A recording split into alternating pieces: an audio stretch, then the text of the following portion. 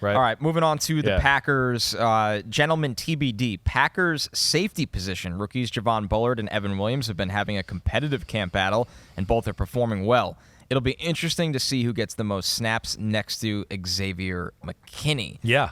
It is interesting because Bullard's a guy that can, we just had the branch conversation not too long ago. He could play the same style of football. Exactly right. And Evan Williams is a day three, he was a good player, not spectacular, a good rock-solid player, and that's carried into training camp for him. I was probably lower on Javon Bullard than you were, and maybe the rest of the public, right?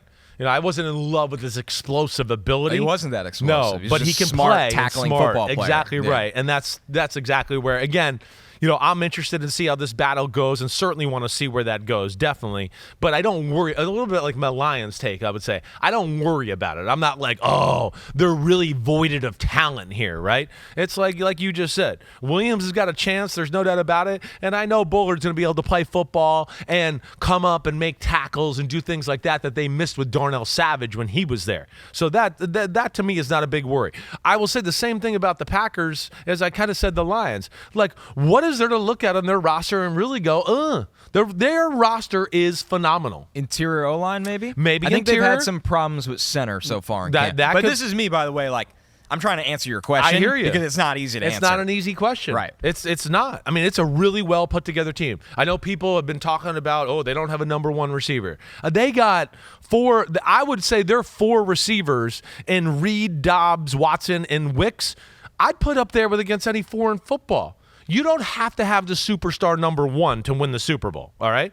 The Kansas City Chiefs won the last 2 without a number 1 receiver, right? I mean, there's a lot of that. Did the Eagles have a number 1 receiver when they beat the Patriots? Right. Did the Patriots really ever have a number 1 receiver when they were winning? They had Gronk and Edelman, but they weren't going to force feed it like, we got to get him the ball every night. They ran an offense, and you had to figure out, hey, Tom's going to go to the right place with this ball with our creative plays, right? The Broncos in 2015, did they have a number 1? No. Neither did the Carolina Panthers they were playing in that Super Bowl. I would argue the 2012 Ravens didn't have a number 1 receiver. The 2013 Seattle Seahawks, I would say, did not have a number 1 receiver. It's committees. Yep. Drew Brees and the 2009 Saints team, there was no go-to one guy.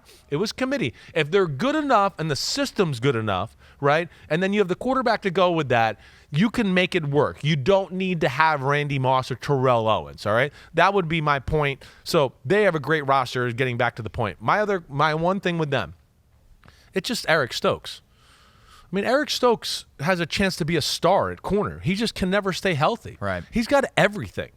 Man, if they can get him to be healthy for a full year with Jair Alexander, and you put those 2 out there, and now you get the ability to, not only is our D-line damn good, but, we can be a little aggressive, blitzing, and be crazy every now and then because we got 2 cover guys we trust that can kind of handle it if we take a chance. That, to me, would put them over the top and going, oh, my gosh, because I think their D-line is very talented. It's got depth. I mean, real depth. Like 8 or 10 guys I look at to go, they can all play and be good football players. So that would be my one spot. Anything else jump out to you about them? I'll throw something at you with the wide receiver group because I agree. It's absolutely a committee. Yeah. But what's stopping Jayden Reed from being the guy? Rookie season. Yeah. Almost 800 yards, 8 touchdowns. Right. He was the 50th overall pick in the draft. Right. He was asked to do a lot of different things for Michigan State, special teams, and be a playmaker. Right. Probably played him on the outside too much. Right. Right. He feels like a guy that he's not the biggest guy. He's fast, but not the fastest guy. Just the connection he has with Jordan Love, it feels like he could be the 1,000-yard guy out of that group. I feel like he can be the Amon-Ra St. Brown for their team. That's kind of where I'm right? leaning. I just don't trust Watson to stay on the field to have the production. I got you. I'm interested with Romeo Doubs. Yeah. But Jayden Reed, as a rookie, showed maybe he can be the guy. Not 1,400 yards. Yeah. 1,000. Not catching slants and going 80 yards to the house, but working the offense, running routes, tough as hell, and enough speed where if you get over aggressive on the short routes, he can beat you deep, right? I'm with you. He could be their go-to guy, right? And their number 1, but not the number 1 we perceive as the like, top 10 hey, guys we just put him out of there and it's man-to-man. We go to him every time. Maybe not that. But that's where I do think if Christian Watson could stay healthy, he could be that guy. But, I mean, every time he's about to get going, something happens to that damn hamstring or leg every time. To your Eric Stokes point, he's only played 12 games in the past 2 seasons, so they need him. Yes. And then one more on the Packers from Carl Phillips.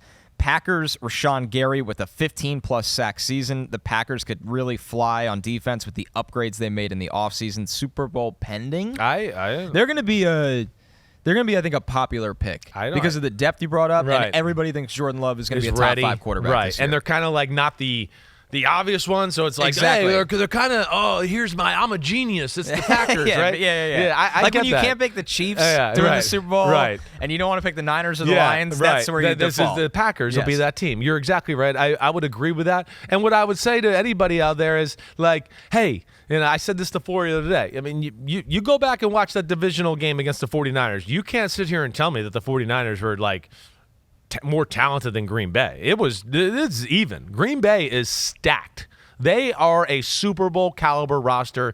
It will come down to Stokes, the interior O-line, and Jordan Love if he can continue to grow in the direction we think he can grow. Okay, you have a chance to win $1 million in the NBC sweepstakes on Yahoo Fantasy. Just download the redesigned Yahoo Fantasy app or go to NBCSports.com/fantasymillion for additional details. What are you waiting for? Yo, what's up? Thanks for watching, homies. You know it's the off-season, but there's no off-season with Chris Simms Unbuttoned. It's the NFL. It goes all year around, all right? So hit subscribe, please, to hear my thoughts on your favorite team, your favorite quarterback, and, hey, how this season might unfold as we get ready for the 2024 season. We got a better picture, clearer look now that the draft is over, free agency. We know who's playing quarterback for certain teams. So, again, thanks for watching, and remember to subscribe. Peace out, homies. Check you out soon.